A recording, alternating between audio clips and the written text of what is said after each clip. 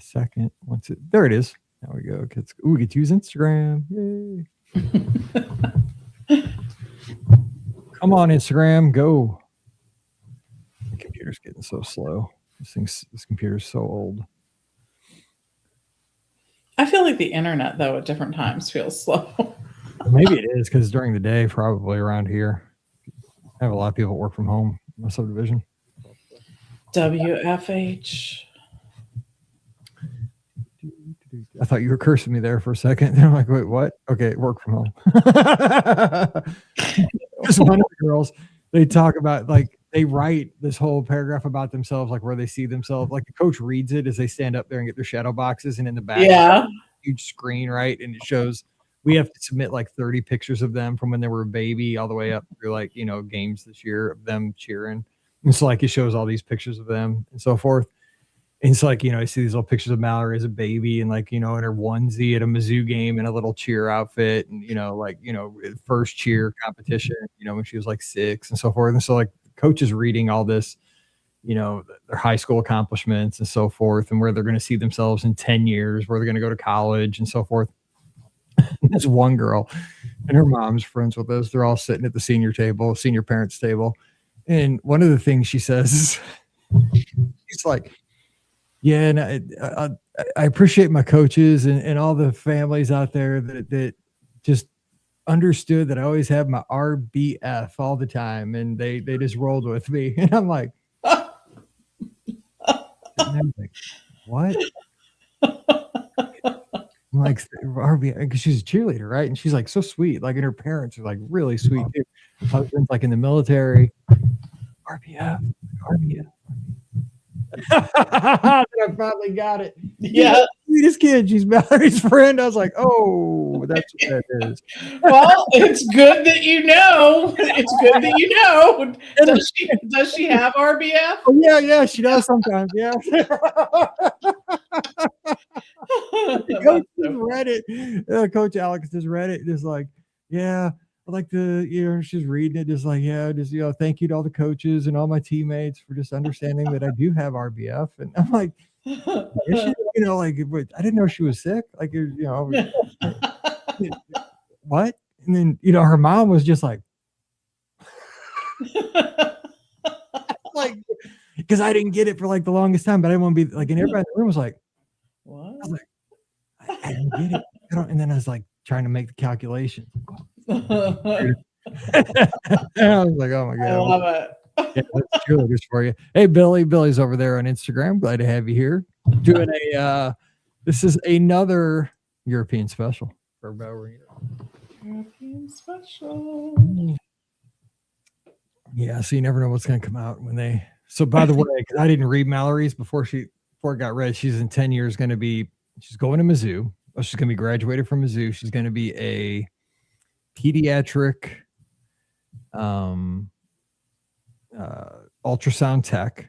She's going to be married to a handsome, tall man with 2 kids, a boy and a girl, live in a very large. In 10 years?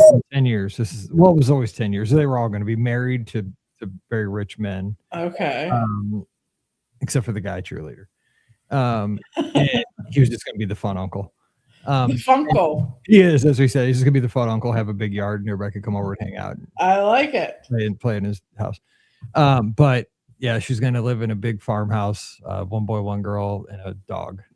And so, sounds like that's good news to me. All right, that sounds like you want to follow up on these though. Yeah, exactly. We should see, right? You know, like where are they now? Kind of. Where are they now? Yeah, we should bring them back. Like the class of 26 should have brought back. Yes. Like, come on back and let's see how that worked out for you guys. Is it motivating or unmotivating to see the people? It keeps you on track if you know that in 10 years you do have to make the walk of shame in front of everybody at the country club. Like, how high are you going to set your aspirations in that paragraph the coach reads? Because everybody's going to say you're going to live on a farm, you know, down in Tennessee or Florida, you know, then. It's funny though, because like, you know, when you get out of college, you make some poor decisions probably at different times. Freshman year's rough. Please don't say that. She's getting ready to have her freshman year. And well, you got to make some poor decisions. Just hope that they aren't too poor. No. She's rushing a sorority. I mean, that's already going to be bad. That's why she's not cheering. I mean, Paige made bad decisions, and Paige is like really good. You know what I'm saying? Like Paige is super, like low key, makes great choices most of the time. Mallory's super sweet and kind, but she's the youngest kid. Like she pushes the edge. Makes me nervous. Well, yeah, I know. I think that sometimes it happens. Sometimes your best lessons come from a bad decision. Paige's worst decision was when she was studying abroad in Ireland, and one night she was with friends out at a bar, and they left her. And we were watching her on My Friends in Ireland. And we're like, what are we gonna do? Like, she's on another continent. We can't get a hold of her. Who do we call? Like, we don't know anybody. She's in Galloway, Ireland. We're like just watching her wander around. Her friends left her. Anyway, aren't you guys glad you tuned in for the pre-show? Yeah, exactly. This is my life. All right, let's answer we need listener questions, so drop them in if you have them. Yes. Rich says, hello, Pam, over on Facebook. Hi, Rich. All right, it's going to be 2-8. What show is this? How many thousands of shows? Fucking Pam. That's all I do. I mean, it's a good break in the afternoon. I've been booking cruises all morning. That's not a bad gig. I know. I think we're going to do that San Diego cruise that Scott just did this fall. I think I'm deciding on that.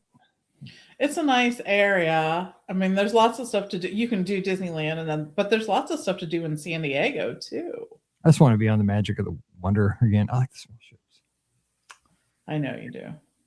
That's good, Rich. You didn't hurt my feelings. Oh, you did hurt my feelings, actually, Rich.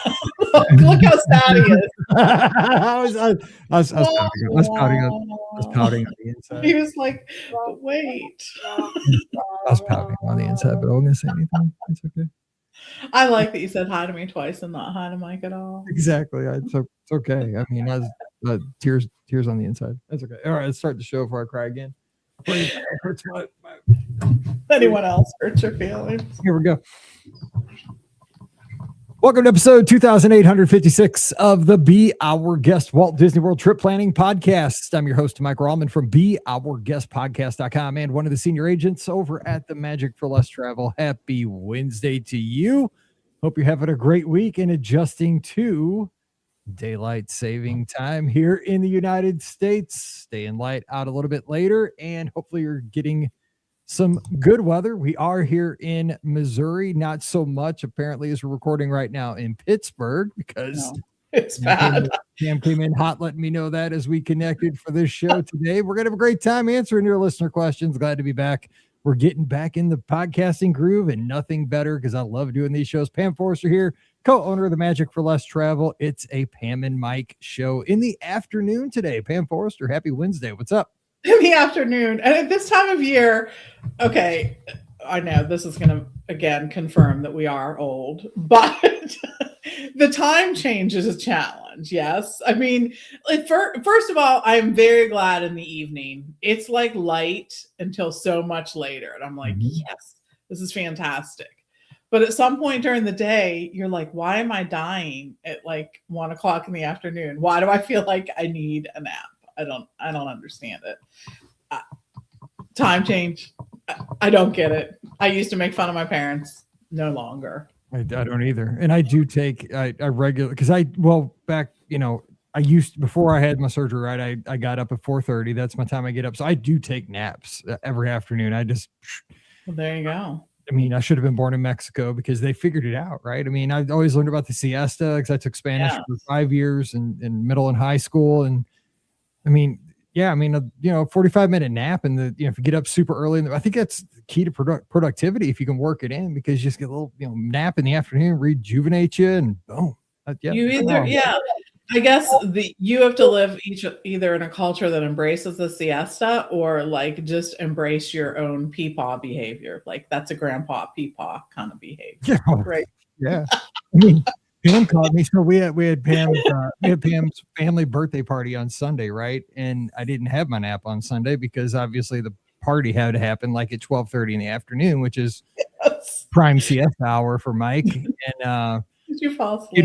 Nobody consulted me on what time the party was going to happen. So, it's always all of Pam's squad that comes over. She has 3 sisters, and, there's like 15 of her people that come over, and I love them to death. My in-laws, everybody have to bring over all the pizzas and the cake and cupcakes. So it's a big deal. Of course, it takes forever, like, to get all the food. Everybody's socializing, and there's no sports on, like, at all this day. Like, all the basketball, the only thing on was women's basketball, and I'd already watched enough women's basketball with Paige's team and all these other teams. Like, it's whatever, there's nothing on.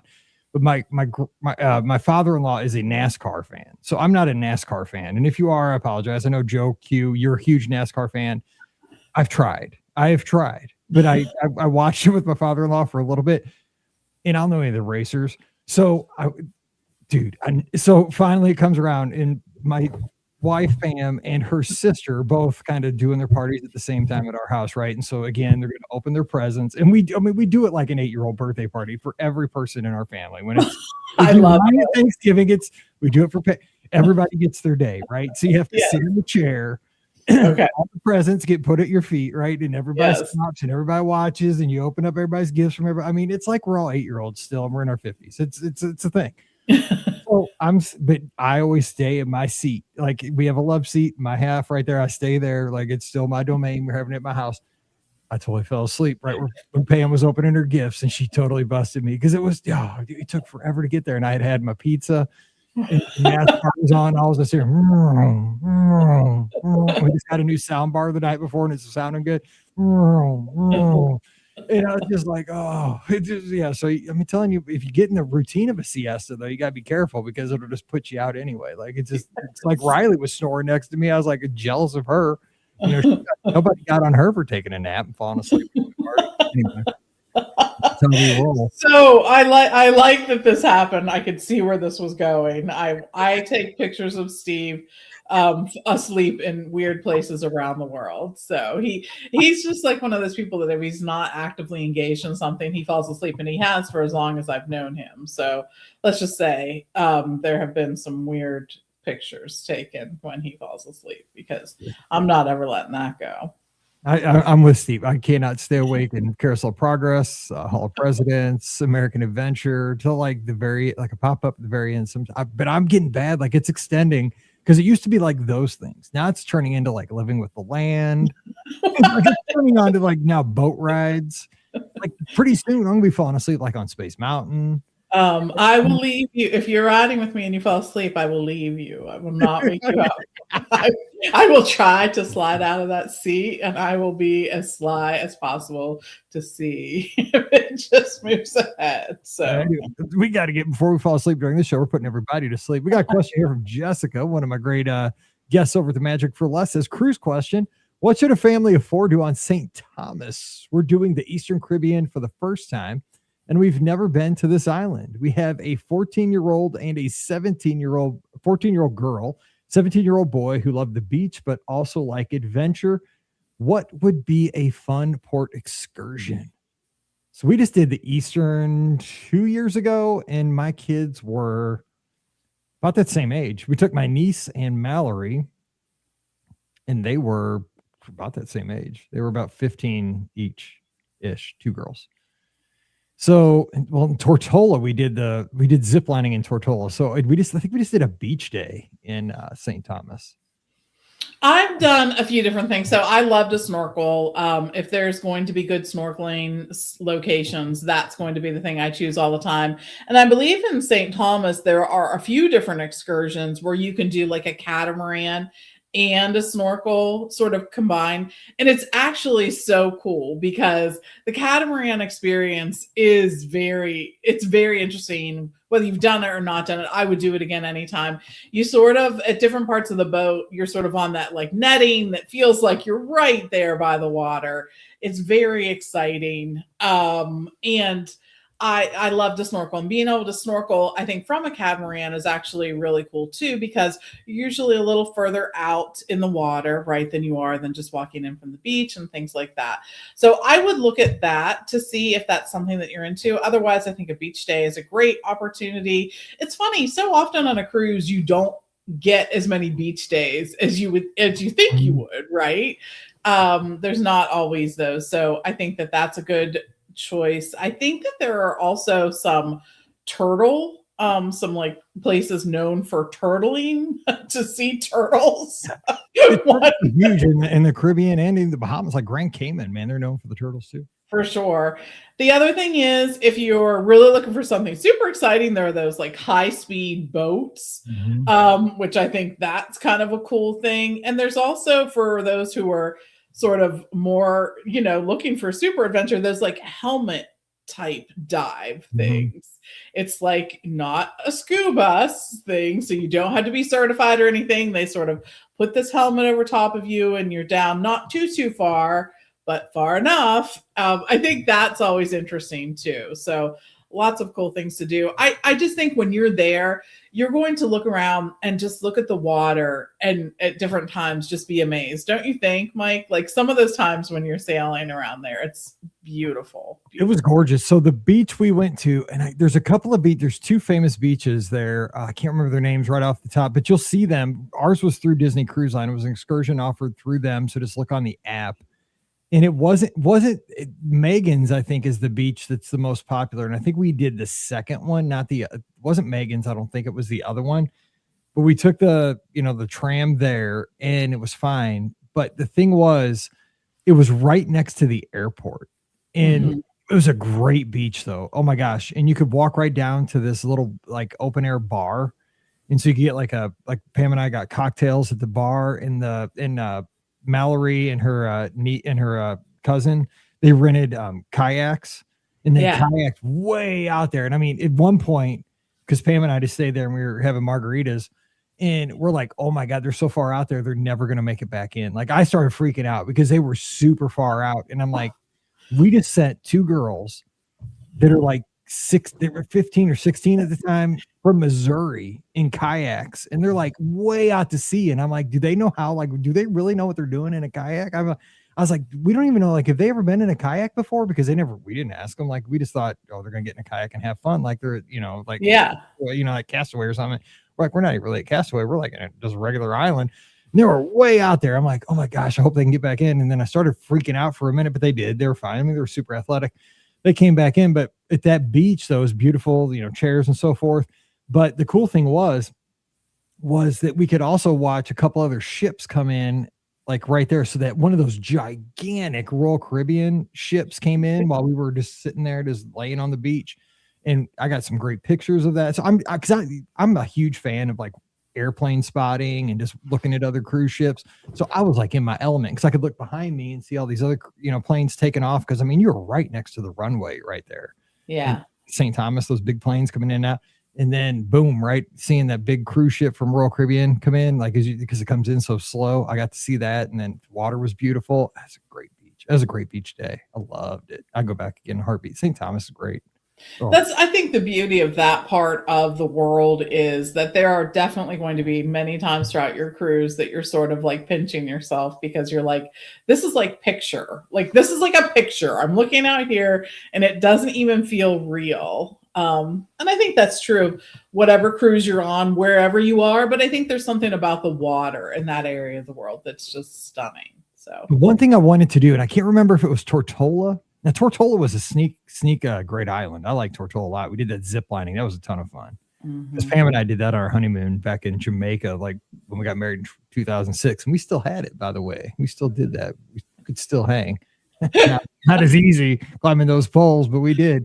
But one of those, either St. Thomas or Tortola, had that sky tram thing with the bar up top. Oh, We wanted to do that, but the line was too long by the time we got there. Oh, but St. Thomas, by the way. Oh, St. Thomas, though, I'll tell you this. Great Mexican restaurant called Azul at the port. Like right before you go to the, like, when you go like in the town right there as you get off the ship. Mexican restaurant there called Azul. It was kind of an upscale type Mexican. I mean, you can just wear your beachwear, but it was, it's not like a shanty or anything. Right. It was rocking. So if you're craving Mexican food, because they never have Mexican food on a cruise ship, dude, Azul. Because I got a picture outside of it after a couple margaritas and a bunch of good Mexican food. Oh yeah. Tell Mike sent you from the. That was a good day, and then you can take a peep on nap.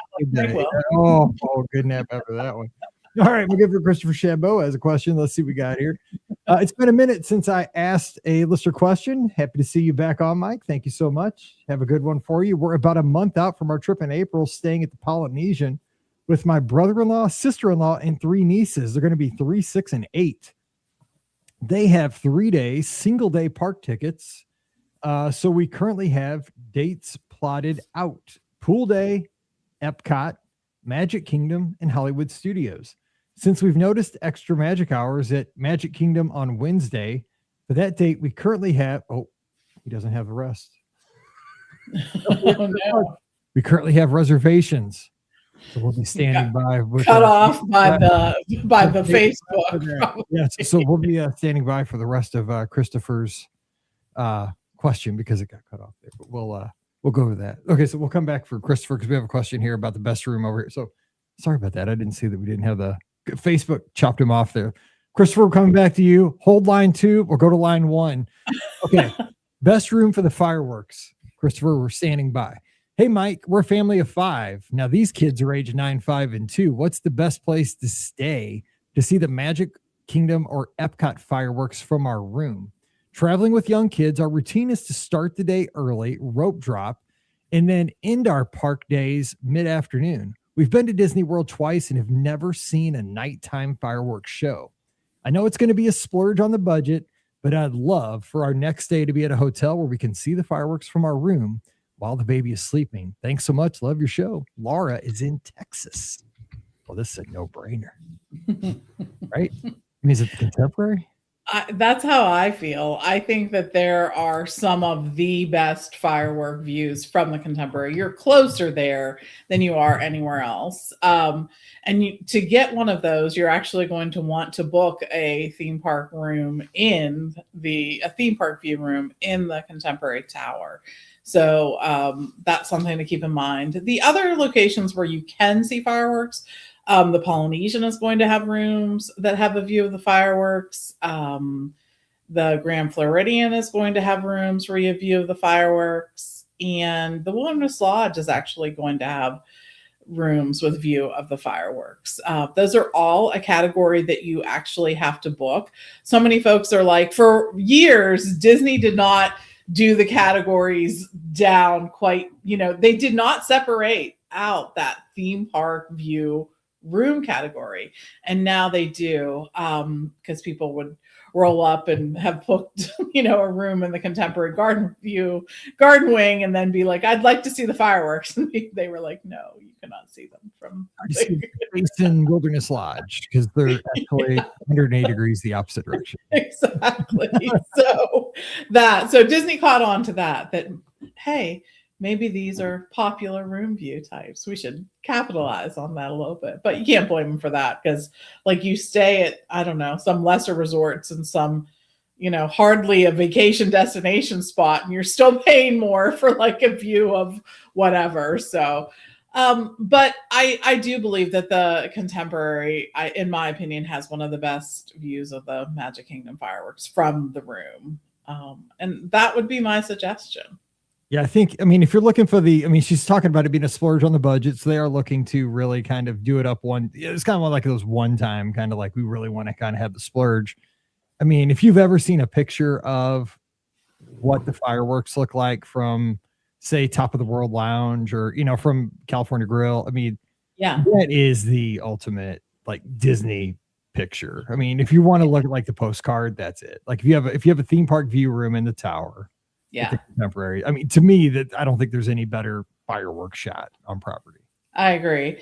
And we recently actually watched them from the Polynesian and the Grand Floridian. And the Polynesian has a great view and they do pipe the music in. You sit on the beach and watch, but you're just sort of removed from it. You know what I mean? It just is not quite the same. Still fantastic. And the other thing is, if you get a theme park view room that also has club level service at the Polynesian, those are some great views too. You don't even need the club service, the theme park view room though, because the club level at the Polynesian actually looks over toward the fireworks too. So that would be my close second. And they're mentioning they have a baby, so they'd like to see the fireworks while the baby sleeps in the room. So this just gives you an opportunity to step out onto your balcony, watch the fireworks, the baby sleeps, and then guess what? You're not fighting any crowds. You take 2 steps, whoop, right there in your bed. Not too bad. Holy cow. Is that not a dream? That's it is right there. I mean, want to get on a bus back to Pop Century? I mean, I've done it 1,000 times, crushing up that stroller. It can be done. You should get a medal for that. Just saying. Okay, back to Christopher. He's here. He's got 2. Okay, good. Thank you. Where were we with Christopher's? As we left off Christopher's post, let's go back to where we were. So, okay, he's got the 3-day, 1 park tickets. The 3-day, 1 park per day. Okay, here we go. The days they have out, they have a pool day, Epcot, Magic Kingdom, and Hollywood Studios. Since we've since noticed there's extra magic hours at the Magic Kingdom on Wednesday. Oh, they're Santa Polynesian, so I guess they have extra evening hours that we're talking about. Right. We have reservations at Epcot's Tutto Italia, which is no longer available on other dates within the trip. Do we change our plans and lead with Magic Kingdom for extra magic hours until 11:30, or stick to the original plan? If we change, what's the backup plan for a good Italian restaurant that's easier to get? Thanks to you and Pam for the feedback. Full reservations for reference: day 1, Ohana; day 2, Tutto Italia; day 3, Whispering Canyon; day 4, Topolino's. I have your answer. Yes. To me, it's underrated, and it's a great Italian restaurant. Trattoria Al Forno. There you go, on the boardwalk. And it's easy to get. Yeah, you're right. It usually is. It usually is easy to get. And I think with kids, it's a more casual kind of feel to it too. Right. Agreed. With that age of kids, I think you'll be less like it feels more family friendly. I agree. And I think too, the other thing is, so first of all, I think we're both in agreement that you're going to want to take advantage of those evening extra hours at the Magic Kingdom. I think it's, especially if you're only there for 3 days, don't you think that it's that's right. Yeah. Yeah, definitely, because you're staying deluxe. Yeah. Yeah. Yeah, I agree.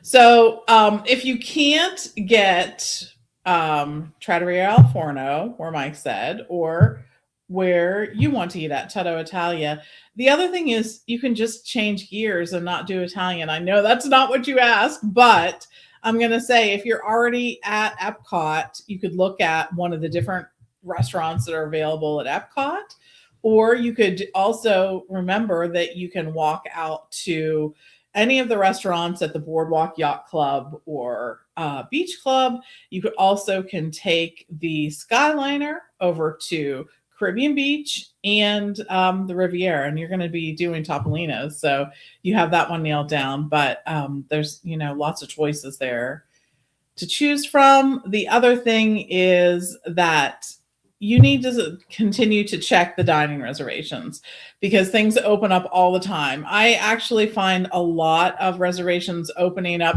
the day before or the day of for different restaurants because people start looking at their plan, let's say the day before, right? And they're like, I don't know if we want to do that, or we may want to switch this around or whatnot. So that might be something to think of too, if you have your heart set on that one.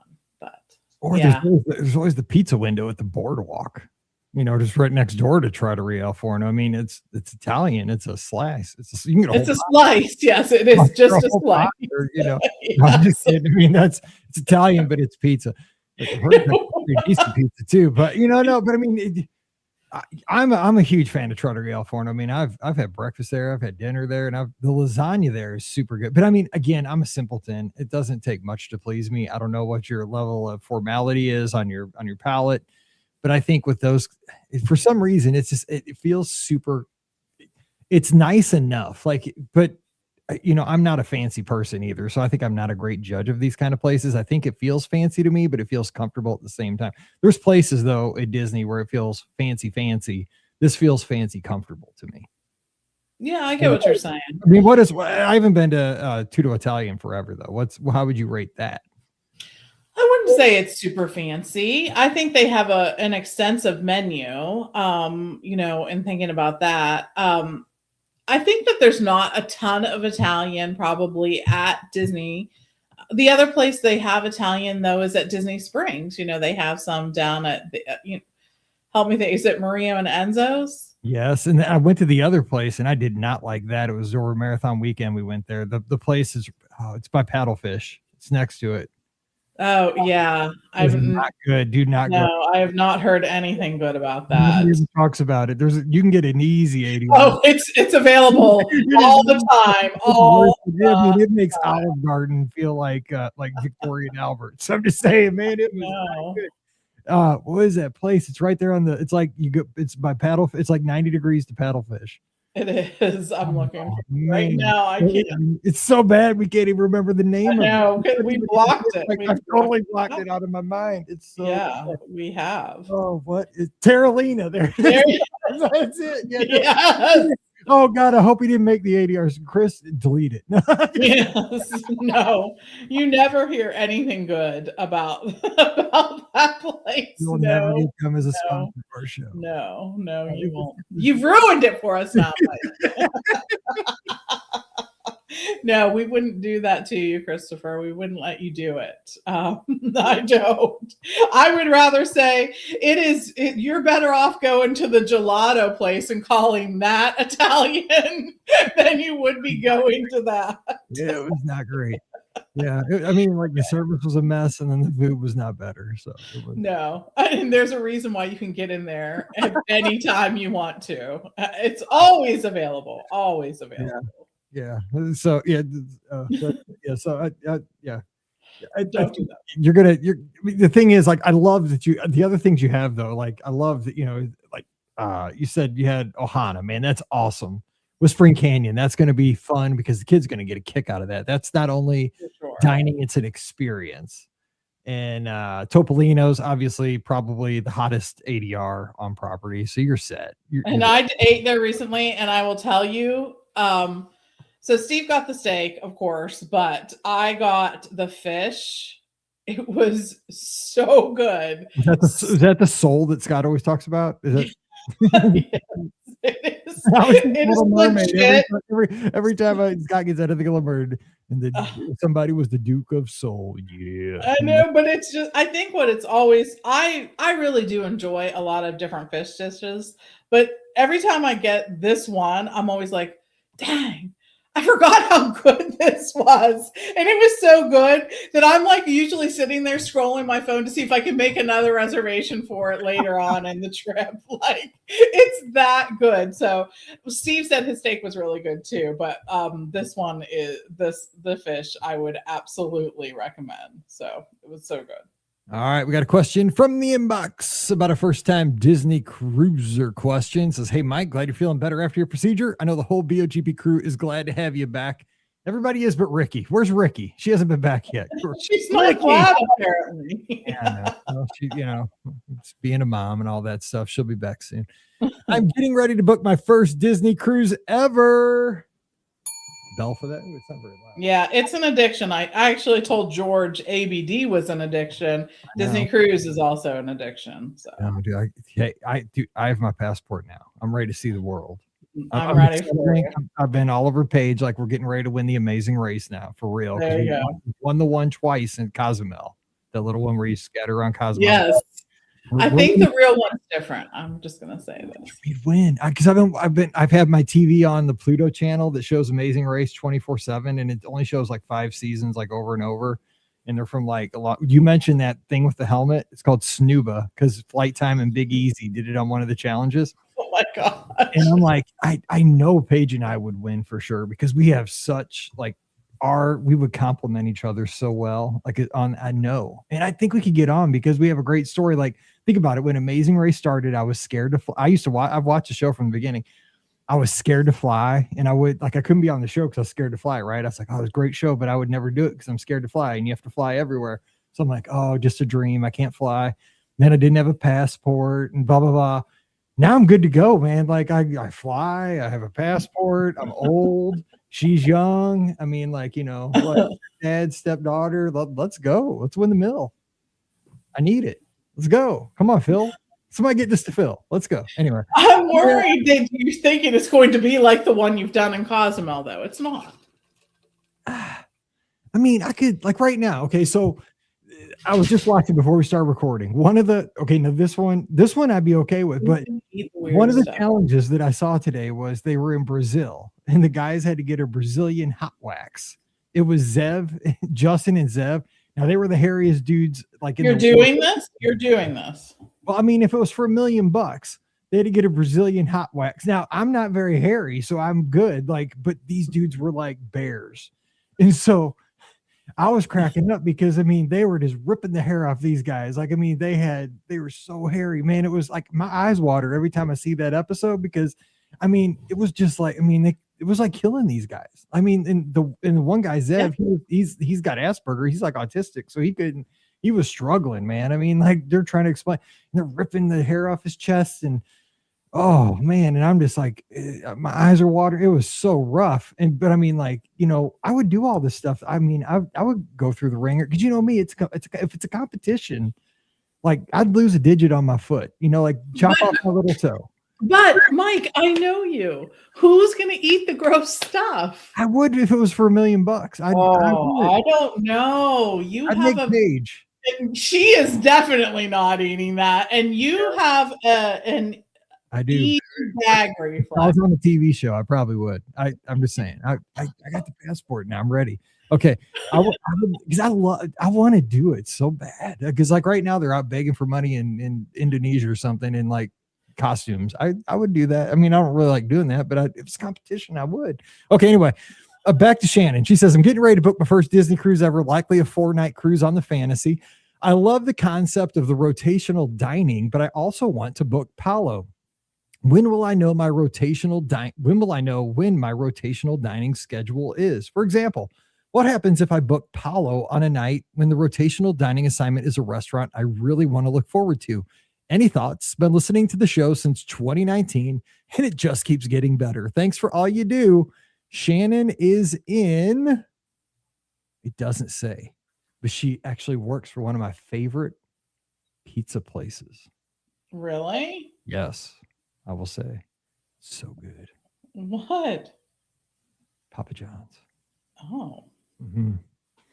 Okay, so I'm just saying we used to have that when I taught at Wedgwood when I was a 6th grade teacher. We used to have that every Friday, and I used to eat like 5 slices every Friday back when I was Big Mike. Because the kids could buy a slice for $1 and they could just bring in as many bucks as they wanted and get as much. We just ordered all the pizzas. Anyway, Papa John's Friday. Okay. So what advice do you give to folks? Because quick answer is you find out your rotational dining when you get to the port. It'll be on your Key to the World card. It'll have like you don't know it is a first time cruiser, but it'll have your code right there. And it'll say like A R R. I'm trying to think like, what's the other one? So it'd be like animators, roll court. I'm trying to think what the third one would be on that ship. Well, anyways, either way. It's the first letter of the restaurants. There's 3 restaurants on the ships. So it's going to have like your rotational dining. If it's a 4-night cruise, it'll have 4 letters. The first letters of your rotation. You find it out when you get to the port. It'll be on your Key to the World card. So what advice do you give folks that are looking like they want to book Palo? And they're trying to figure out when to book. Well, first of all, as a first cruiser, you might not get an option to really decide what night you want to, but maybe. No. Well, they usually repeat the same night, though, all the time, right? They're in a 4-night cruise. You're going to repeat once. You're going to repeat once. So it's either going to be 1, 2, 2, 3 or 1, 2, 3, 3 typically for that, right? Mm-hmm. And I was trying to remember if it varied per ship, and I don't know. I don't think it does. See, this is so funny. If it's like if she's looking like a Bahamian cruise or something, you're gonna have the Pirate Night thing. So you're gonna have like the thing where the Pirate Night will repeat. So you'll have the same restaurant but a different menu. Exactly. And I will say I always choose to miss Pirate Night. That's always Scott does too. So, you know, that's Scott hates Pirate Night. I like Pirate Night because I'm a 10-year-old kid. You know what I'm saying? Like, I like putting on the wig. I like, But the menu's bad. I don't mind the menu, but I'm simpleton, but I like Palo too. I love Palo. Right. By the way, last night we had chicken parm at the banquet, the cheer banquet. And Mallory's like, I love the chicken parm. I'm like, oh, you love chicken parm? I'm like, what? I'm like, you're 18 now. I'm like, on the next cruise. I'm like, you don't even know what chicken parm is till you can go to Palo on the next cruise. I'm like, it's melt in your mouth, chicken parm. She's like, what? I'm like, yes. Yeah, that's true. At Palo, it is. It's so good. So typically what I do if I want to hit all the different restaurants is night 3. I'm going to choose to eat at Palo, and that's going to be one of the nights that you repeat. That one of them, either you're repeating it from the night before or the night after. That's typical. The other thing that you can do is for that particular cruise, and this is typically like standard, but you can see what night pirate night is and sort of, work around that. You're going to tell the cheat code? No, I'm not. Go ahead, tell it. No. I will. Go ahead, you do it. You can tell the Bibbidi Bobbidi Boutique cheat code? Sure. Isn't it, if you look in the Bibbidi Bobbidi Boutique when they offer the Pirate Night makeovers? Yes, then that's what Pirate Night is. Right. That's what you can tell when Pirate Night is. That's really the best kept secret. Disney says it's other stuff, but it's not. We're like BuzzFeed. We're going to put that as the showtime. Oh my gosh, right. You have to do some clickbaity title. We'll tell you the best Disney cruise line tip you've never heard. No. Oh my gosh. I'm turning bright red because we're turning BuzzFeed. But yeah, so I would do night 3 because you're typically going to repeat that restaurant either the day before or the day after, and then you'll get to experience them all. And there are some ships where this is really, I think, more impactful. Don't you think? The ships where they have a restaurant with a show, because it's the first night that you're typically going to see the show. But the Fantasy is not there, so you don't have to worry so much about that. The thing you have to worry about the Fantasy is like if you want to see, like the Fantasy will have like in animators the sketch. Right, the animators, the it's sketch. Not huge. It's not as big a deal as like seeing the Coco show or something. Right. Exactly. Like it's kind of a bigger deal, like seeing the. For sure. The whole. Yeah, I always forget about that. Like it is a show. It's not though. Like there's not performers. Yeah, right. Yeah, taking it to the next level. It's not the Marvel show. It's not the Coco show. It's not the Tangled show. It's not all these shows. The Lion King show. I mean, those are cool, man. I mean, even on the Magic and the Wonder though, you got Tiana and you have Rapunzel. Those are cool too. I know exactly. So lots of shows. They're loud. They're crazy. They are. But you see people again and again are like, they walk away and I know they consistently say, we loved that show. And it's sort of like you get to see a show twice on that night, right? You get to see the show at dinner and then also the show. And it's kind of like character meet and greet because they come around real quick. I mean, it's like exactly a fly-by meet and greet, but they'll come by real quick. Rapunzel's right there from selfie, boom, and they're gone, so yeah. Flynn Rider. So be right. By the way, thanks to Patty, it's Enchanted Garden that I was trying to think of. That was killing me down on deck 2. I was like, where's that other restaurant? I know. I swear we are losing our minds at different times. Talking about the apps, like you lost a restaurant. We've lost words. We've lost restaurants. We've lost the ability to whatever. We've only sailed and booked these ships a million times, but real. As they get more ships, we're in trouble. I know. Let's go. All right, one last question here from Bev C. And she says, I'm taking my teenage daughter and her friend to Walt Disney World. The last week of March is an early birthday gift. How about that? As the girls are pretty independent, my daughter is a Walt Disney World expert in training. I'm planning to spend most of my time with my elderly parents who have only been to Walt Disney World once 40 plus years ago. We're staying at the Yacht Club. For the most part, we plan to enjoy the pools, resort dining, and Disney Springs while the girls hit the parks hard. I'm thinking of doing one park day with my parents at Epcot so we can enjoy the Flower and Garden and the World Showcase. I have 2 questions. My dad is over 80, and while still lively, he has severe mobility issues and uses a walker most of the time. I've rented him a scooter for the week. which has been a godsend on past family vacations, non-Walt Disney World.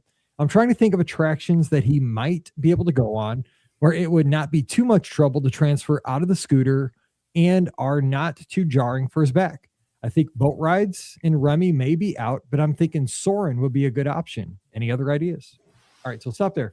I would think Living with the Land, because you can ride your scooter right onto that one. They have that boat that take your scooter right on. Don't have to transfer.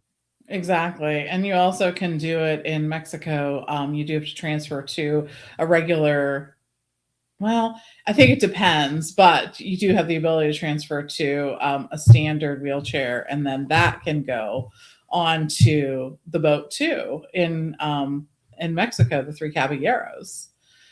They have those special boats where they actually sort of wheel you right on. So there's that. I think what's so funny is we often have this conversation with folks about, because of the height requirement, people are like, oh my gosh, what can my child do? Because sometimes there's a little overlap in this space, right? The attractions that can be done by everyone. And there's so few, I think, attractions at Walt Disney World that actually do have a height requirement. So many are going to be good for most people. Think about attractions with like the Omni Movers thing. Will those be something he can do or not? Like, would he be able to do Spaceship Earth? They will slow down the belt for you or stop it if need be. And that's oftentimes something that they're able to do on different attractions when you think about that. Like that would include things also like not, yes, the sea and whatnot. So that's something to think of too. How do you feel about things like Frozen in Norway? Is that something he's going to want to do, or do you think that the hill's not really big? I would skip that. I mean, I wouldn't think. I think the juice isn't enough for the squeeze on that one. That's a little jarring. You know what I'm saying? Like when I'm 80, I'm not riding that one. You're not. You know what I'm saying? Like I mean, nah. But think about like at Animal Kingdom, there's going to be a bunch of different shows that he can do in terms of. They're just going to Epcot. Oh, they're just doing Epcot. They're just doing one day at Epcot. So sorry, I totally missed that. See, you didn't take your nap today. I want to go. I want them to go to Animal Kingdom too. I don't know where you're going, but I'm going to Animal Kingdom. Apparently, I was thinking of all the great shows there. I would go ahead and pass up Test Track, don't you think? No, you think? Yeah. Have you ridden in my Jeep? Yes. But I mean, like during Flower and Garden, though, like you could go through like they have like I said the bees. Don't they have the butterflies? That'd be a whole experience. Wouldn't that be funny if they swapped out the butterflies for bees one day? Yeah, that's a great senior prank. You can go in there. I know, but think about all the people who are allergic to the bees. I didn't even think about that. Oh my God, that reminds me of that movie with Macaulay Culkin. Oh no, what was that movie? It like messed me up forever when I was younger. I don't know. What was that My Girl? Then you? Oh yes. Oh, that's sad. It was. Yeah, it was. But there's so much to do, I think, even at Epcot without the actual, experiencing the attractions, especially at Flower and Garden. Of course, there's going to be the food booths and things like that, but there will be special entertainment. There will be all the topiaries to see. You can definitely do some of those little, look for the bee or look for the whatever. And I think that that's something that's fun for everyone to do when you roll into each land to see that. Make sure you see both of the movies. You have one in China and also one in France. There will be so much to do that I think you will not have trouble filling your day. And make sure that, if possible, you stay for the evening events, because I think that that's worth seeing, and you can see that from wherever around the World Showcase. So much better. And a second part of the question, or the second question, I have been to Walt Disney World many times, and our family vacation philosophy has always been time is money within reason. So we have always maximized use of Fast Pass and Lightning Lanes. I'm not planning to purchase Lightning Lanes for me and my parents for our Epcot day. Any advice for someone who is not used to long waits at Walt Disney World to catch rides when the standby line is not too long and without a lot of backtracking? Should we try to get a DAS? I might go back to the parks solo when my parents are done for the day. Thanks again for all you do, Bev. So I guess, the best advice we always give is rope drop. Yeah. There, you just get ahead of the wave. It's not just the first ride; it's you stay ahead of the wave all day, is what I say. Like you just one step ahead. Agreed. I think that that's the best way too. If you can make it there for rope drop, that would be ideal. DAS, frankly, you probably won't qualify for or get. It's not based on mobility needs at this point. It's based on cognitive needs, and there's a process. You can absolutely try, but I will not lie to you and say it's an easy process. It is a long process, and it takes a lot of time to go through it. But they typically have been giving them for just cognitive reasons for sure in the DAS thing. So I say, definitely try to get there in the morning, get as much done as you can, and then just enjoy the day and hit stuff as you like. And I think too, one of the things that we've sort of realized recently is I don't always get Lightning Lane, because sometimes if we're only going into the park and we're like, okay, we're just going to stand in line for this attraction because we know we want to do it. We're not doing it all day long. We just do it a couple times a day. Right. And we find ourselves just sort of like chatting and sort of experiencing the queue like you used to in the past. You sort of look for the hidden Mickeys, and there's always things to see and do and talk to the people around you. And it's it's like throwback time, right? Mm-hmm. You just sort of experience it like the way that you used to before there were things like Lightning Lane. And it's actually a really pleasant experience. So not too bad. That's how I feel too. As long as you're not like hyper focused on numbers and quantity. Yes. The experience, like I'm here just to have a good day at the park. Right. You got to have a different mindset going in. You do. Yeah, for sure. You do. All right. But a lot of those attractions that you're looking to do too, you won't, there won't be a huge line for those. Let's hope.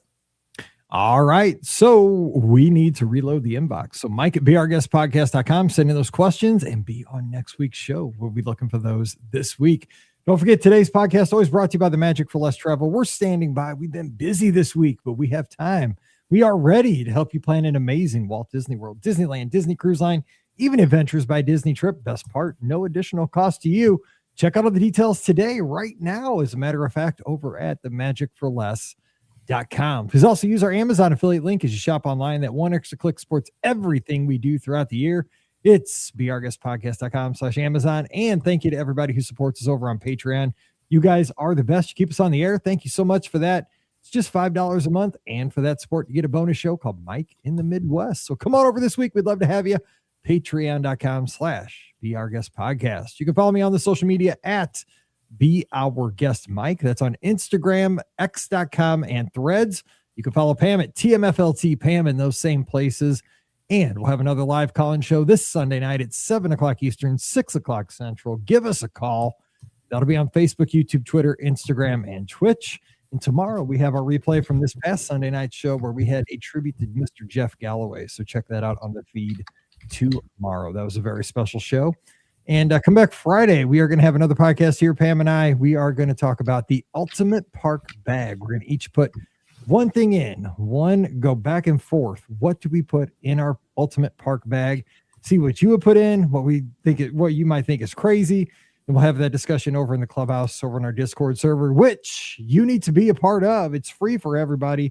We want you there to get in on the conversation after every show. So coming over, it's beourguestpodcast.com/clubhouse. It's where we all hang out all the time, 24/7. So we'll see you over there this week. All right.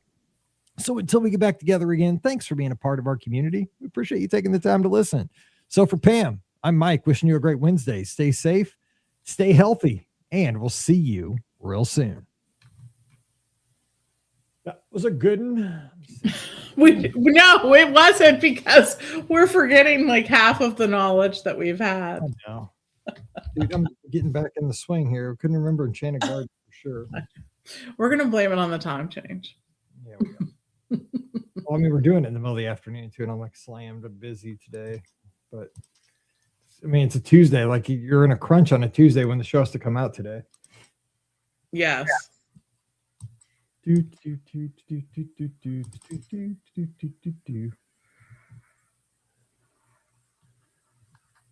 episode I'm watching right now has Jenna and Ethan from Survivor getting eliminated.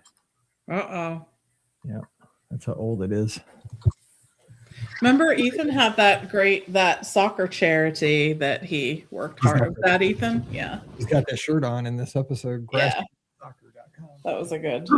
Because I bought one of his shirts. Yeah. Actually, I bought it. It was one that said old school Survivor. And on the back, it said grassroots soccer. And then you got like a headshot that he autographed when it came in the mail. Oh, funny. Too funny. He got it for me for my birthday. I was a big Ethan fan.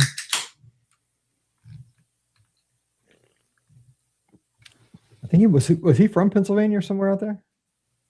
I don't remember. All right, let's do this one real quick. Here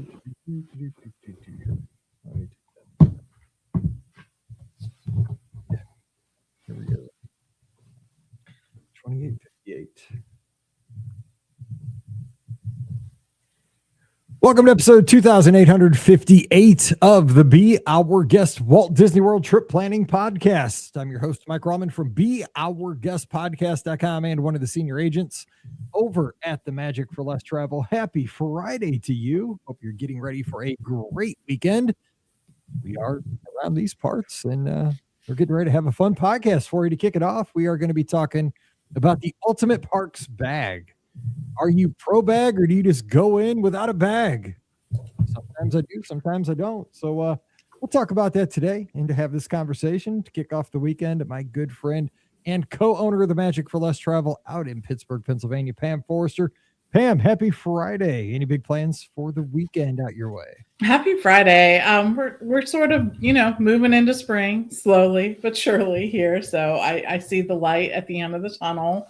I'm happy about that. And I don't know. No real plans. I'm sure we'll do something, but no real plans. So just, I'm looking forward. We have a trip coming up to, I don't know where Hannah's spring break's going to be. And we haven't planned it. I'm the worst travel agent for myself. So always. Isn't the cobbler's kids have the holes in their shoes? Have no shoes. Yes. Yes. The travel agent's family has no plans for their vacation. They just know they're going somewhere. So the best example of that. Yeah. It happened. Example of that was when for the Disneyland half marathon weekend, right? I shouldn't even tell this story. I would give nightmares to all my guests. I promise this doesn't happen to you. This was only for me because I take care of you guys. I take care of every one of you guys. That's what happens. Yes. Exactly. This because I'm worried about you guys and not me. This is don't lose sleep because I'm taking care of you guys at 10:30 at night, not me. Don't lose sleep if you're one of my guests. This is why this happened to me because I care about you guys. I don't worry about my trips ever. So I get out to LA, right, for Disneyland to run the races back in January. And I walk up to the touch points because now they have touch points at Disneyland, like World, but yes. And I go, because you got to do the whole phone thing out there, not the Magic Band thing. I'm like, and get up to the gate. I'm super excited because I love Disneyland so much, right? I'm like a kid in a candy store. And I'm like, yeah, the train's like at the train station, like right then at the same. I'm like, hi, Disneyland again. Let's go. The weather was perfect. I'm like, oh man, I did 5-day park hopper with lightning. I could see it. I took a screenshot. I had it favorited. Like, man, I'm like, I know this is like, I looked at the date. I'm like, the date's perfect. I'm like, it's all good. It's a 5. I just arrived. Like everything. The lady's like, sir, do you know what a park reservation is? Oh my God. Man, you know what a park reservation is? She's like, sir, did you make park reservations? I'm like, oh no. I'm like, I think I did. she's like, of course, then she's like, I'm like, and then I started making calculations in my head. I'm like, oh shoot. I'm like, you know what I did? I made park reservations for marathon weekend because I have an annual pass. Like right. I had to make park reservations for marathon weekend, and I did them like last minute for marathon weekend. And instead of doing them for Disneyland, and I was like, I bet you the ones I was thinking I needed to make for Disneyland, I was making for marathon weekend at the last minute. I was like, I bet you I never went back and made them for Disneyland. So then she's like, sir, do you know how to make park reservations? And then I'm like, oh no. I was like, because then I'm like, because then, there's people behind me, like in Southern California, like people, they're like locals. They just want to get through those turnstiles. So I'm like, dude, I just bailed. I'm like, yeah, I'm like, I do. So then I just jumped out of the line and like went out to the Esplanade and like grabbed my thing. And fortunately I could get 5 days worth of park reservations. I didn't care really. Right. I went in Disneyland for that first day. Unfortunately, it was available. So I just made Disneyland and I just made them all right immediately. I was like, I'm such a fool. Like everybody else, like I take care of. And here I am standing at the dang touch point at Disneyland. No park reservation for myself. I'm just like, I'm glad my family wasn't with me. I'm a fool.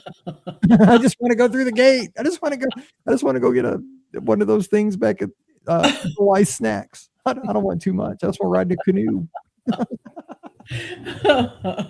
I promise. Yes, this happens. This does happen.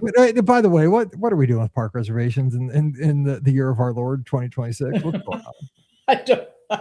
I'm not sure. And that's what I wonder, like, was Disneyland, are we limiting? I don't know. So yes, I mean, we are limiting for like annual pass holders and certain things like that. But if you have a regular like 5-day hopper, do you really need that? I don't know. I mean, because at 11 o'clock, like, and it's so funny. Like, if for folks that have never been to Disneyland, it is kind of hilarious because when you go to hop, and apparently there's a rumor that they're going to drop this pretty soon, this 11 o'clock idea out of Disneyland. But if you do the hop between Disneyland and DCA, what you see is people standing like maybe 10 yards from the touch points at like 10:55. Yes, there's a line. And then it just inches. And then like, I guess people have some kind of like coordinated universal clock or something. And then the whole thing just goes like right up to the gates. And it's not exactly at 11 o'clock. It's like a couple seconds before, but then everybody just rushes the gates to get in. I know. It's a wild thing. Yeah, I'm ready. I'm ready for the day of park reservations to go away because I'm affected by them because I have an annual pass and obviously I go to Disneyland. So both places I'm hit with them.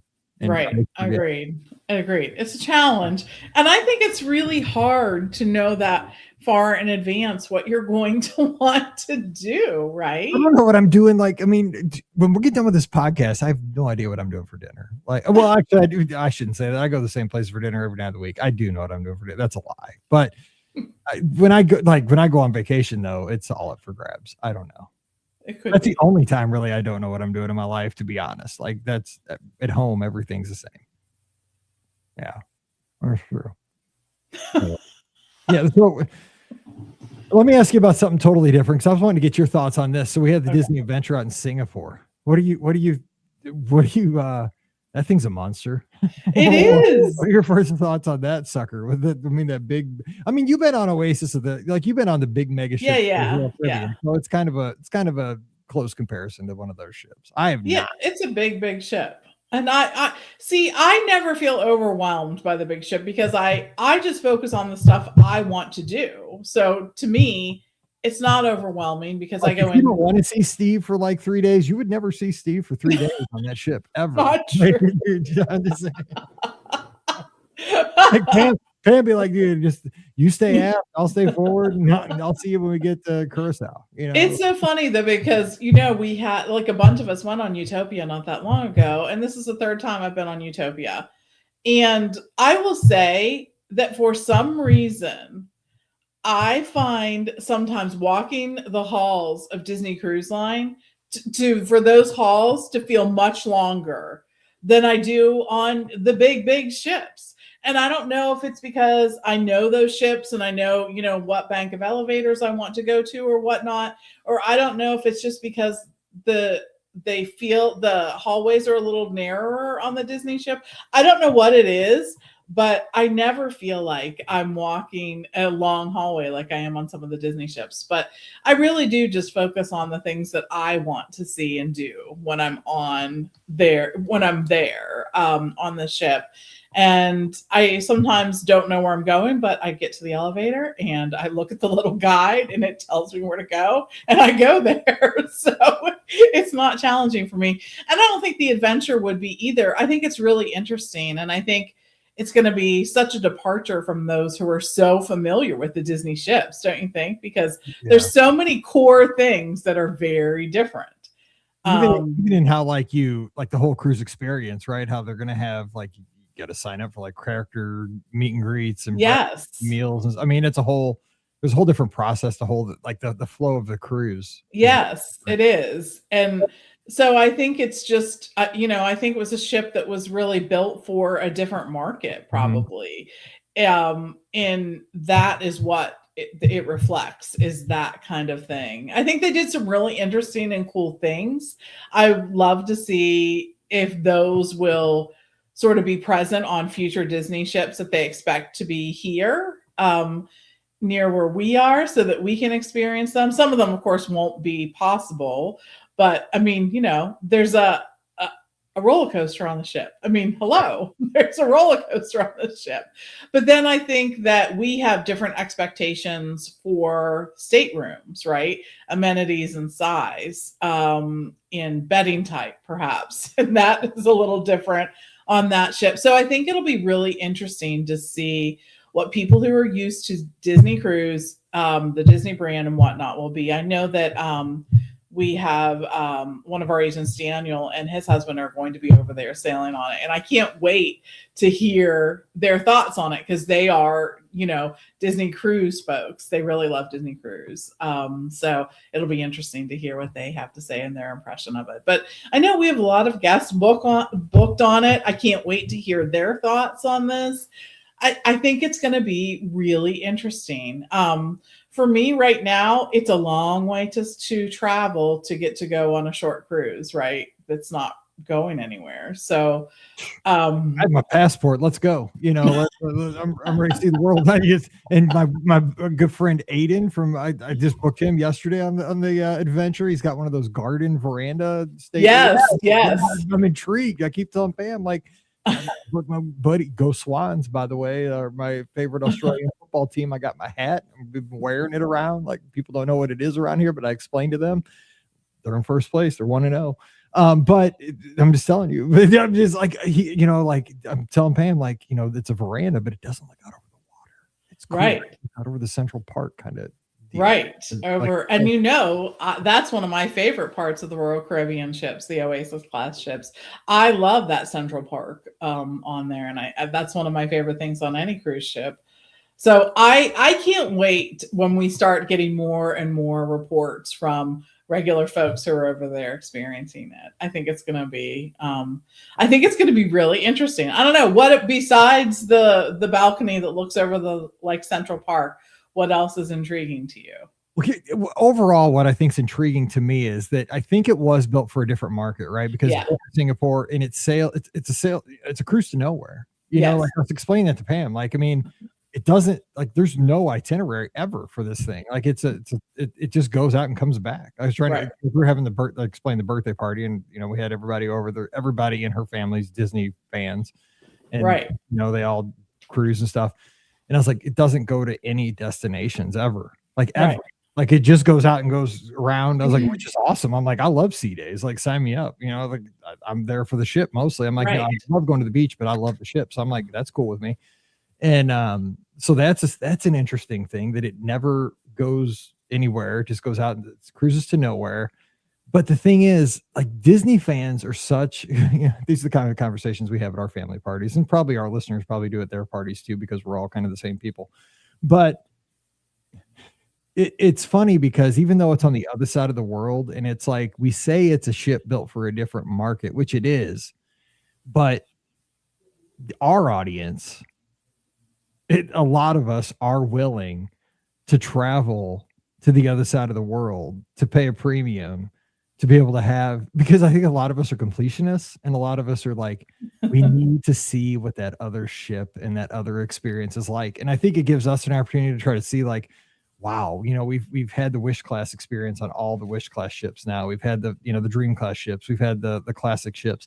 Mm-hmm. And so we want to see this really, because it's totally an outlier. I mean, you can, we've seen it all week, like, with the coverage of it, but also it gives Disney an excuse to try really far out things. And I don't want coasters on my Disney Cruise Line ships, but they can try it, but I mean, and I'm fine with having one ship like that. And I mean, maybe another one, because the thing is, like, I don't have to sail all the ships. Like, that's the thing about cruise line to me. I've always said this, like, if cruise line goes to a 30 ship fleet, that's 100% fine with me, because the more variety, I can always sail a classic ship if that's my jam, or I can sail the fantasy because I love the fantasy. If the dream class is my class, perfect.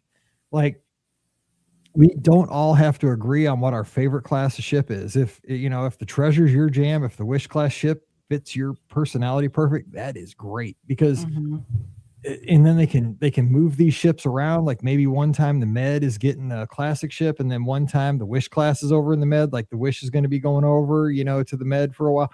I like how they rotate these things around the world, but it gives you an opportunity for everybody can maybe find their niche, and they can try things with this. I mean, maybe they're going to have mega ships in 10 years. Who knows?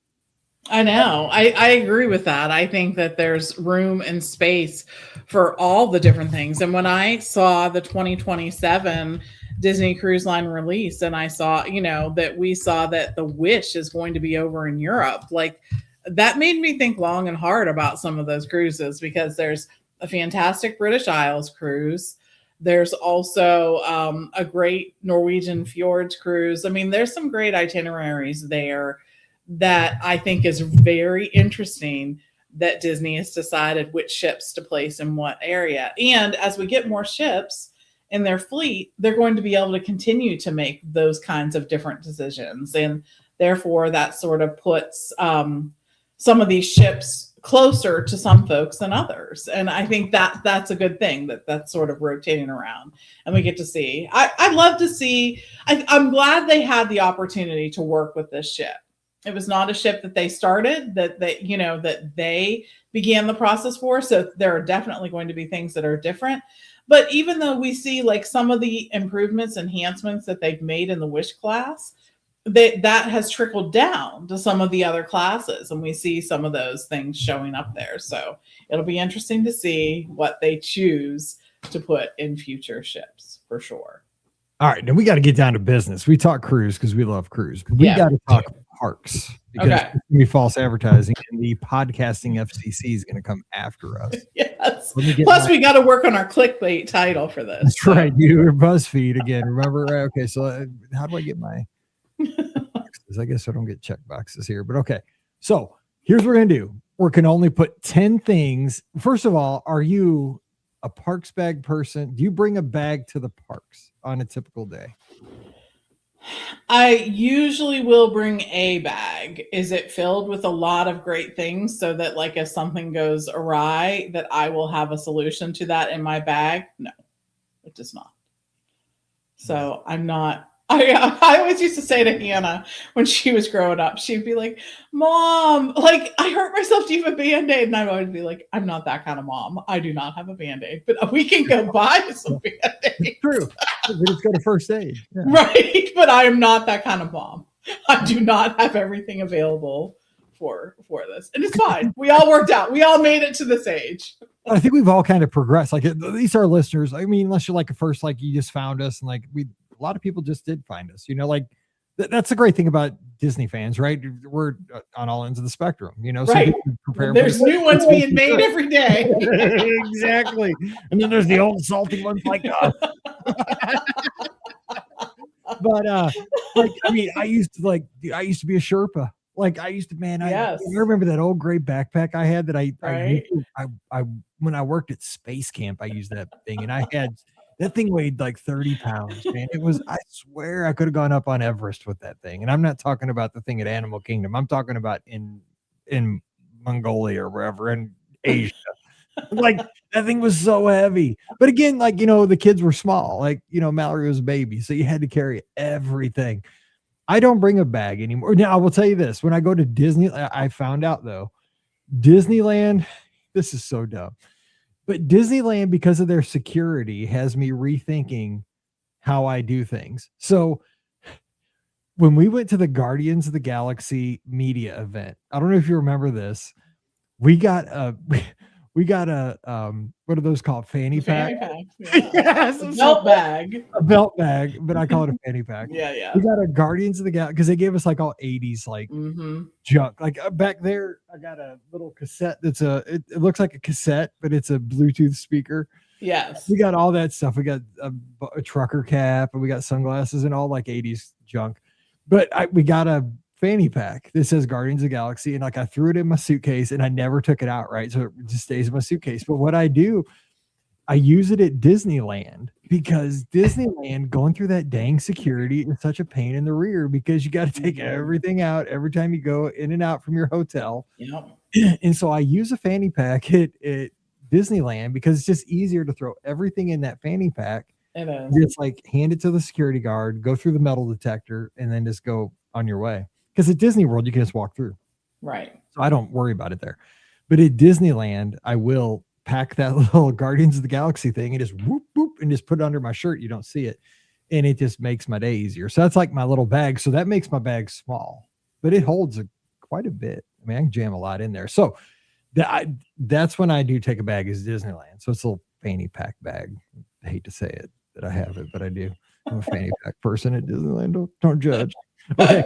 So we're going to put 10 things in our bag. We're going to go back and forth. So I'll let you go with the first thing you're going to put in the ultimate park. Okay. So this is something that I take almost all the time, actually, whether I have a bag or not. And that is a water bottle of some sort. I take a metal water bottle. I usually fill it up with ice at my hotel before I leave.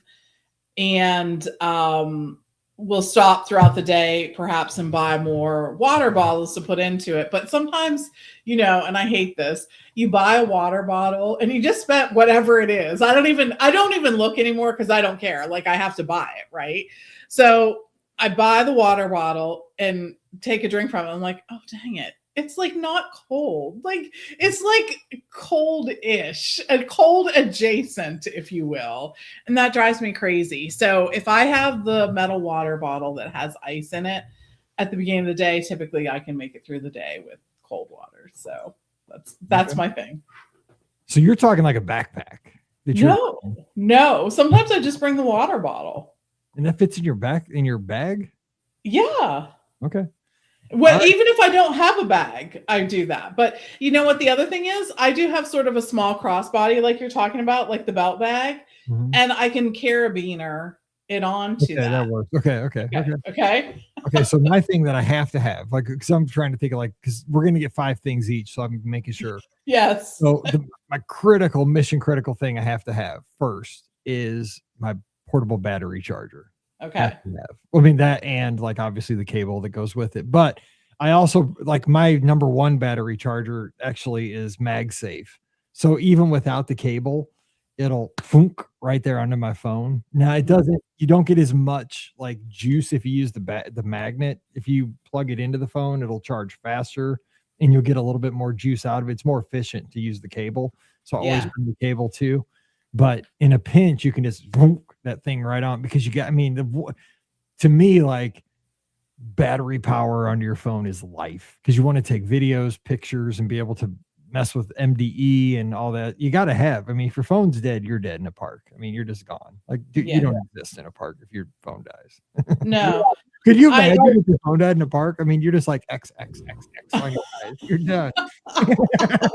So I know, like you, the one I have actually has the cords built in, like to the side. They like pull out. And I will tell you, it gives you a really fantastic charge very quickly. So that's the one I use. But yeah, it has built-in cables. So yes, so that we don't have to take up 2 things with our only 10 things. Yeah, you gotta have like an external charger, like 100%. Yeah. Mallory, you know what? Just saying, if you're a parent, you better have like 3 or 4 because Mallory will be like, "Oh, Dad." So then my phone is like sacrificed because she's like, and she'll again. I've said this 100 times on the podcast. Here's 101. We'll walk out. We'll be on the bus to the Magic Kingdom if she's with me, like in the morning. Dad, do you have your external charger? I'm like, we're on the way to the park. And you already need this. You should be at 98% right now. Right. I forgot to plug it in. Like, what are you talking about? Like, you should have everything. You should be walking out of the room at like 99%. 100%, at least for the first 5 to 10 minutes. Like, you should not even need a battery till 4:00 this afternoon. Like, right. Oh, dude, I'm just telling you that's why dads have gray hair. You should have like 4 if you have daughters. Pam, for some reason, she burns through her battery like nobody's business. Like, I nurse mine. Like, I'm like closing everything. I know it doesn't matter, but I nurse it. Okay, number 3. What do we got? All right. So here's the thing I'm bringing. And the fact is, I have a really, really small version of this, but it's an umbrella because I am not a poncho person. I do not like the little personal sauna. I will use an umbrella, but I would rather just get wet than do the poncho thing. I just am not doing it. And by the umbrella I have is tiny, like it's really tiny, and it sort of opens up into, I don't know, it's like a Mary Poppins thing, but it opens up into this like bigger than one would ever think. And I do tend to pack that one. That works because it never rains at a Disney park. Well, if you bring an umbrella, it doesn't. You go up without an umbrella, it's raining. I'll appreciate it when you bring one. The skies are going to open. You're right. Let's see. So my next one is now this one. Here's my specific one, but it could be general for everybody else. I get migraine headaches like all the time, so I call it my magic bullet pill. Because when I get my refills, you only get 9 of them for some reason.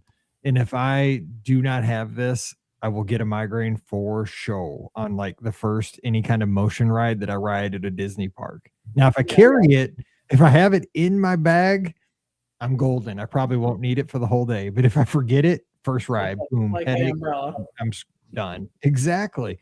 Yes. So I got to have my magic bullet pill in there. So yes, whatever medication one may need. Yes, that counts. Okay.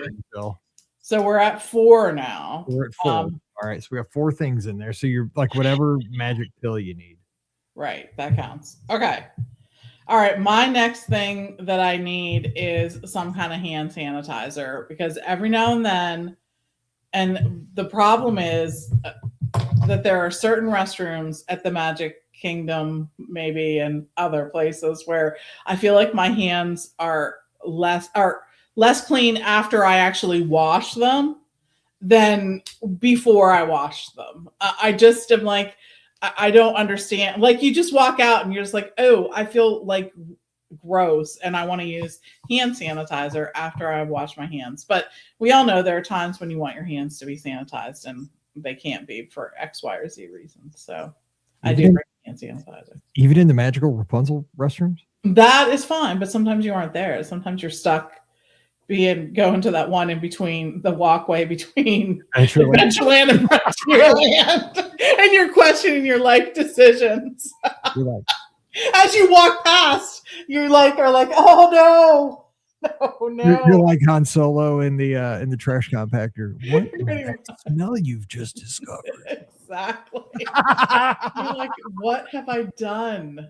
That means I am in this restroom again. Or I will tell you another one I don't like, Germany. Nope, don't like that restroom. Mm-mm. Lots of schnitzel. Yes, I guess so. So the hand sanitizer is needed. Okay, so I'm looking at this. Oh, you know what though? Sunglasses. You gotta have sunglasses. Oh yes, that's a good one. I didn't even have that, and if I don't bring those, that'll lead to a headache for sure. Now, see, I have prescription sunglasses, which leads to another big pain in the rear because and I wear glasses, right? So this is a pain in the rear. Like when I used to just wear contacts and I could get away with that, it was easier because I could wear like cheap sunglasses and just like the fun ones, like the good and all that. And then you didn't have to but with my prescription sunglasses, I have one pair, and you got to have they're precious, right? So you got to bring the case with it because you don't want them to get broken, and the case is big and bulky.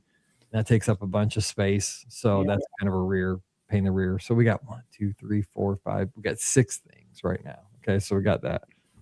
You still want to because if you don't have your sunglasses, you'll get a headache, and that'll lead to needing your bullet. Agreed. My contacts will dry out, and then that will be horrible too. So yeah. So did we put in our nap yet? No, that was last episode. Okay, you're right. This was a different show in 2008. Well, I mean, in 2008 though, we were bringing bottles for Mallory. She was too. And we were probably bringing our ID because we were going to get carded. And now we don't need to do that. We have an AARP card, Do we get a senior season discount with that? Exactly. Well, okay, so you know what we did not say? The phone. Yes, we can put.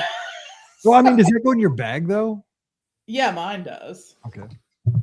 Where does yours go? In my pocket. It never goes in my bag. I actually put mine in my bag. I do not put that in. I do not put it in my pocket. And so the reason why I say the phone too is because my phone actually has a case where I keep my credit card. So my phone case is, where I keep my credit card, my ID and whatnot too. So I have all those in one place. So it does give me like the ability to pay for things too. I have gone to here. Okay. Let me ask you this kind of a side note. So I used to use my Magic Band at Walt Disney World to pay for everything. Mm-hmm. Used to. Now I just use Apple Pay. Mm.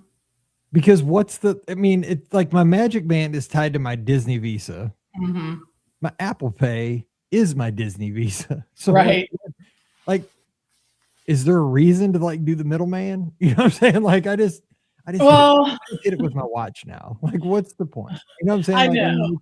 Does it need to go to the room? I don't know. Like, am I missing something? Like my last couple of trips, I just use my watch.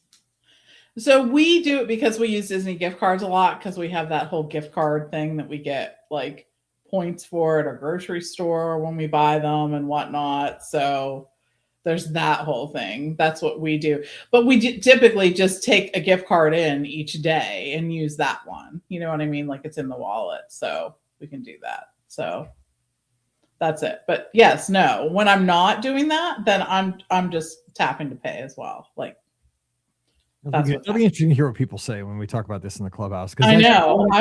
This is a clubhouse show, and for Sunday night, I'm going to ask people where they would modify this. Yeah, I'm sure that people will have like things that we never even thought of.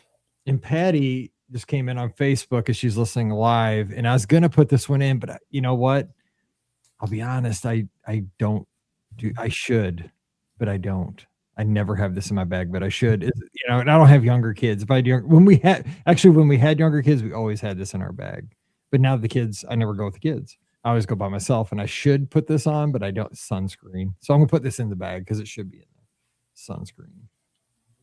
Because you don't want to get a sunburn because that can be a bad thing. So for Patty, I'm putting that in. Sunscreen should be in your bag. Patty, you're keeping us honest. You are. I actually have, a friend of mine got me this, but there's like a mineral, like a powder sunscreen. So typically when I'm in the parks, this is where I'm probably going to get burnt, is right here, like at my park. Do you know what I mean? Sorry, I forgot that we were podcasting for a moment and everyone's not on YouTube or Instagram with us. But it's my part, like the top of my head, because the sun's like beating down all the time. You probably don't get that because you have a hat on. I always have a hat on, dude. I sleep with a hat on. I'm just kidding. Yeah. That's the only time I don't have a hat on. Yeah, so that is my typical spot where I do. And this is like mineral sunscreen that you get. Like you can just put it on top of your head, but you can use it all over if you want to. So yeah, it's little. Actually, if you want to see me without a hat, check out the latest Must See Adventures, Paulo. And I think I don't have a hat on at the tequila tasting.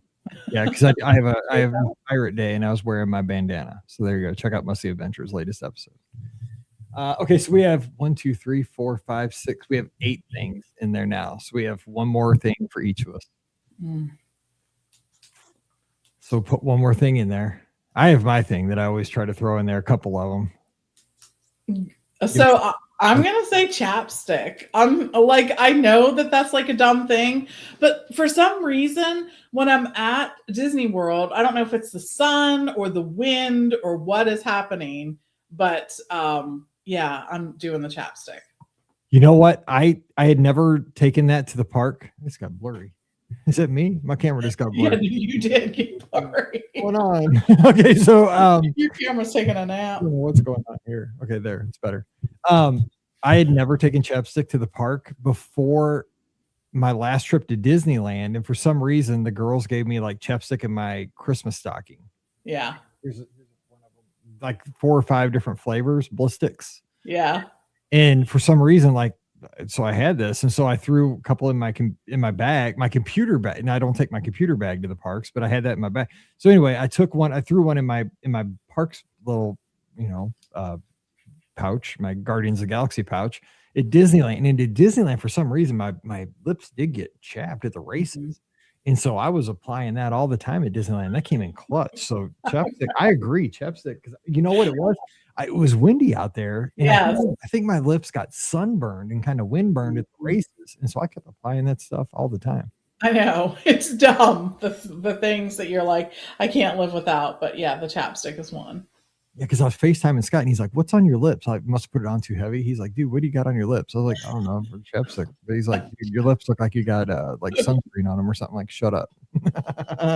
Get lip gloss. Mind your business. Because I was in line with Sean and his wife. We were in line for the Storybook Canal boats.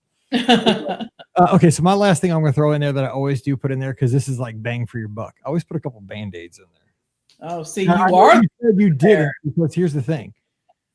I'm usually at a race weekend, and you know what? Because like if it's a dopey weekend, or like every once in a while some weird blister will start. Now you don't want to go on full blister, but you want to prevent, because like at a race weekend, the worst thing you can do is get a blister or like any kind of hot spot. And so if something starts peeking up on me, like I'll just put a blister or a Band-Aid on there, and like let's don't play that game. Because if I have to run like 26.2 at the end of the weekend, I don't want like on a Friday to start dealing with a blister. So I'll put a Band-Aid. So I know you're not a Band-Aid person, but I will throw a Band-Aid or two in there. I get it. I do. I'm very picky about my shoes when I'm at the theme parks, though. Like I'm not wearing any shoe that has a possibility of giving me a blister. It's not happening. Like it's so weird. When I look back on my younger days, I think about all the different shoes I would wear at different points in my life. Right. I was thinking to say, do you say that? And then you do.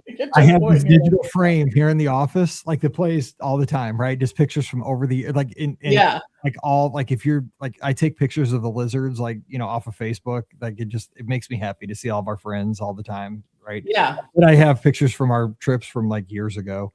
And you're laughing, right? I think it was this morning. It was a picture of me and the mayor of Main Street, USA. He used to always be that same guy. Passed away years ago. Yeah. And I was looking, and I had on like Birkenstock sandals. And I'm like, how did I do a full day in the Magic Kingdom with like Birkenstock sandals? Right. Like, what was I like? Now I got to have like Hokas. Like, I mean, like I just. Yes. Like there's no way I could have done a full day of parks in sandals.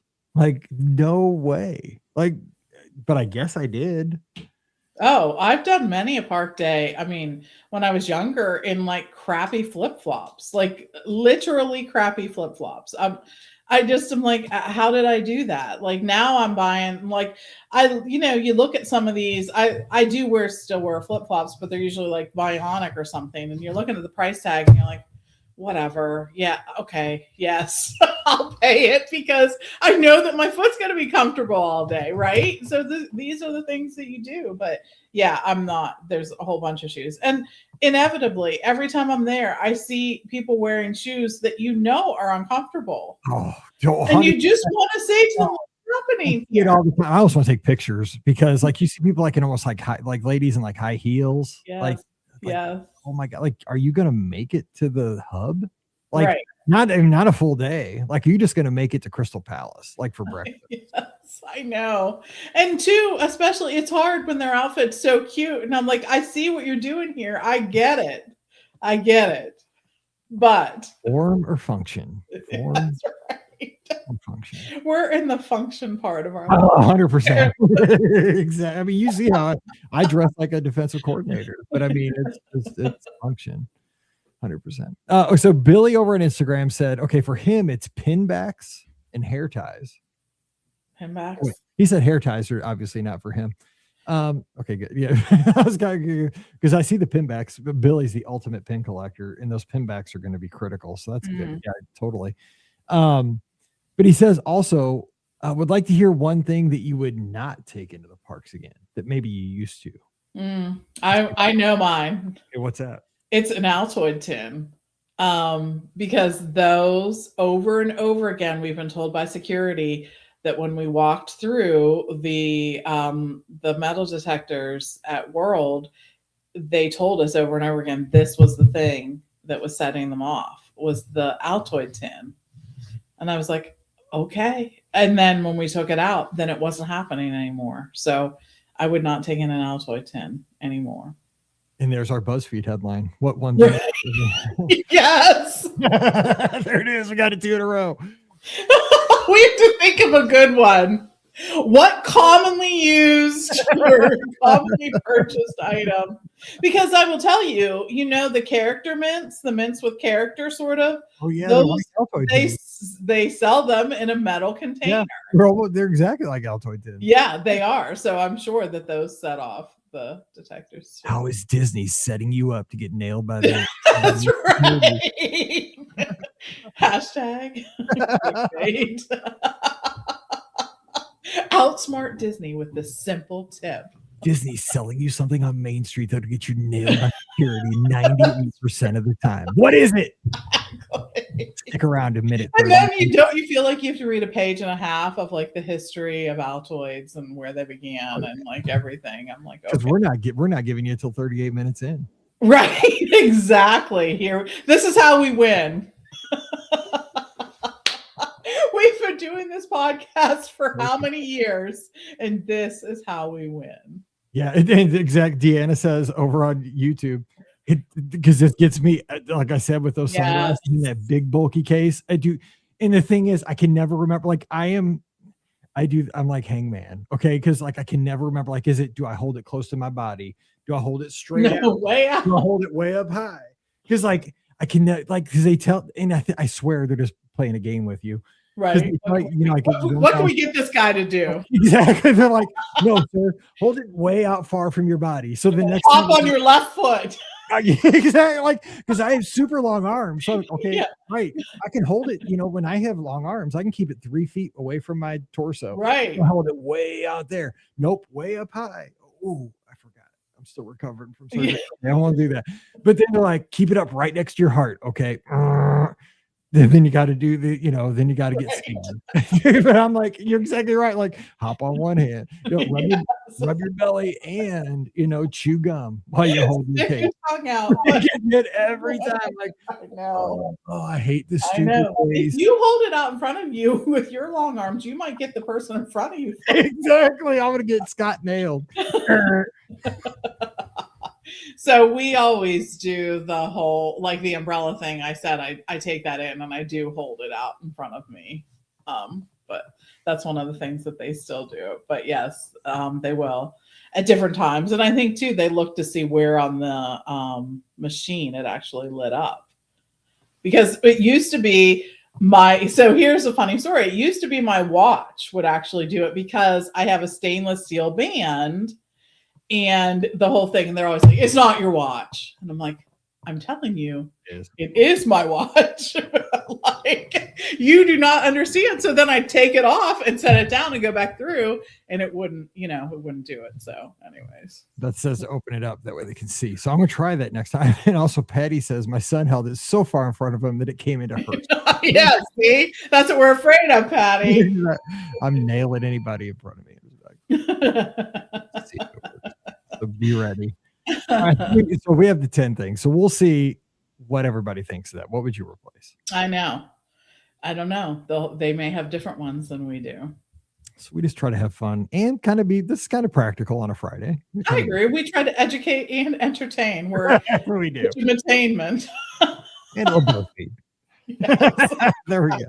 Exactly. All right, Pam. Well, thanks for the fun shows this week. I had a good time. Yeah, I'm glad to do them. All right. Well, don't forget, our show is always brought to you by the Magic for Less Travel, standing by right now to help you plan an amazing Walt Disney World, Disneyland, Disney Cruise Line, even Adventures by Disney Vacation and Best Part.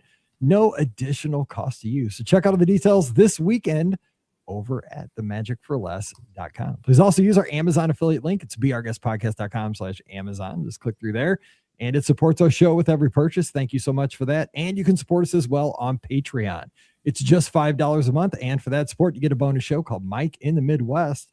So coming over this week, we'd love to have you. Patreon.com/Be Our Guest Podcast. You can follow me on the social media at Be Our Guest Mike. That's on Instagram, X.com, and Threads. You can follow Pam at TMFLT Pam in those same places. We'll have a live call-in show this weekend on Sunday night. So join us at 7 o'clock Eastern, 6 o'clock Central. That's on Facebook, YouTube, Instagram, Twitter, and Twitch. Give us a call. We'll talk Disney and have a good time. Scott will join us for that as well. So we'll be talking, I'm sure, about his great cruise out in San Diego and down to Mexico, Catalina Island, all the fun he had out there as well. So join us for that. And of course, join us in the clubhouse. We'll have the conversation over there. Talk Disney 24/7. It's free for everybody. Come on over. BeOurGuestPodcast.com/clubhouse. We'll be waiting for you. So come on over and join the conversation. All right. So for Pam out in Pittsburgh, I'm Mike here in Missouri. You guys have a great weekend. Stay safe, stay healthy, and we'll see you real soon. Boom. That's a good one. It was interesting. It was. It'll be interesting to see what other people say. I know. We'll see. Yeah, I think it's random. Like Veronica says, Jason holds his entire bag out in front of him. I know. It's just like. I think Hollywood Studios is actually the most sensitive, because I've really had days where I've been to every other park with what I have, and then at Hollywood Studios it'll go off. And I'm like, okay, sure. I was good, 3 hours ago, but right. I don't know what I've done since then. Dangerous. Exactly. I look more shifty as the day goes on. So apparently, I mean, that's the case most days for me. So, all right, cool. I will talk to you later. All right, we'll see you. Okay, all right, next week. Okay. I appreciate you. All right, see you later. Bye. All right, bye.